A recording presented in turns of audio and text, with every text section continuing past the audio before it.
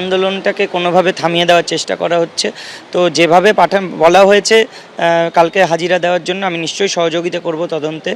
আর প্রশ্ন উত্তর পর্ব তো কত প্রশ্ন আছে করবে, আমরা তার উত্তর দেব। যে ধারা দেওয়া হয়েছে পুরোপুরি মিথ্যা। আমাদের তো চাকরি ফেরত পাওয়া নিয়ে কথা, সেটা শুধুমাত্র চাইছি বলেই যে এইরকম ধারা দিতে হবে, তাতে আমাদের মুখ বন্ধ হবে না, প্রতিবাদের ভাষা পাল্টাবে না।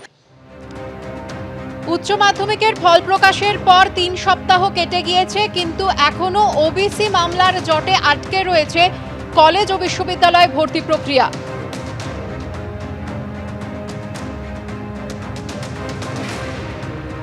একদিকে যেমন আপনারা জানেন যে রাজ্য সরকারকে ডেডলাইন বেঁধে দেওয়া হয়েছে, যেখানে চাকরিহারা শিক্ষকরা তারা জানিয়েছেন যে আলোচনায় না বসলে বৃহত্তর আন্দোলনে যাবার হুঁশিয়ারি দিচ্ছেন তারা।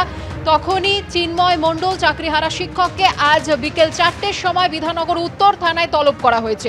তুমি দেখেছো চাকরিহারা শিক্ষকদেরকে পুলিশের তরফ থেকে নোটিশ পাঠানো হয়েছিল। আজকে যে বিষয়ে গতকালকে নোটিশ পাঠানো হয়েছে বলে চাকরিহারা আন্দোলনকারী এবং পুলিশ সূত্রে জানতে পারছি, সেটি হচ্ছে চিন্ময় মণ্ডল, যিনি এই আন্দোলনের অন্যতম আন্দোলনের নেতা এবং তিনি একেবারে সামনের সারিতে থাকে। সেই চিন্ময় মণ্ডলকে নোটিশ পাঠানো হয়েছে, ওনাকে হোয়াটসঅ্যাপে নোটিশ পাঠানো হয়েছে, পাশাপাশি কিন্তু ওনার বাড়ির যে ঠিকানা স্থানীয় থানা, সেই থানা মারফত নোটিশ পাঠানো হয়েছে। এবং সেই নোটিশ পাঠিয়ে আজকে বিধাননগর উত্তর থানায় যে মামলা হয়েছে, তার পরিপ্রেক্ষিতে বিধাননগর উত্তর থানায় বিকেল 4টের মধ্যে চিন্ময় মণ্ডলকে হাজিরা দেওয়ার জন্য নির্দেশ দেওয়া হয়েছে।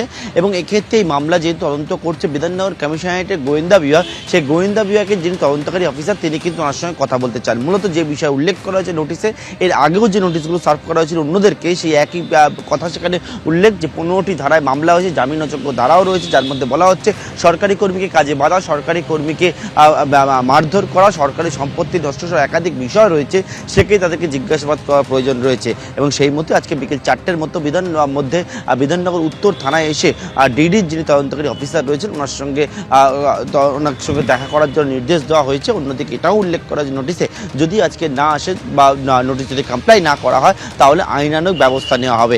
এর আগেও তুমি দেখেছো মেহবুব মণ্ডল আরও একজন আন্দোলনের মুখ সহ মোট 4 জনকে জিজ্ঞাসাবাদ করা হয়েছিল। ইন্দ্রজিৎ মণ্ডল শিক্ষক নেতা, তাকে জিজ্ঞাসাবাদ করা হয়েছিল। অন্যদিকে গ্রুপ ডি চাকরিহারা একজন, তাকেও জিজ্ঞাসাবাদ করা হয়েছে।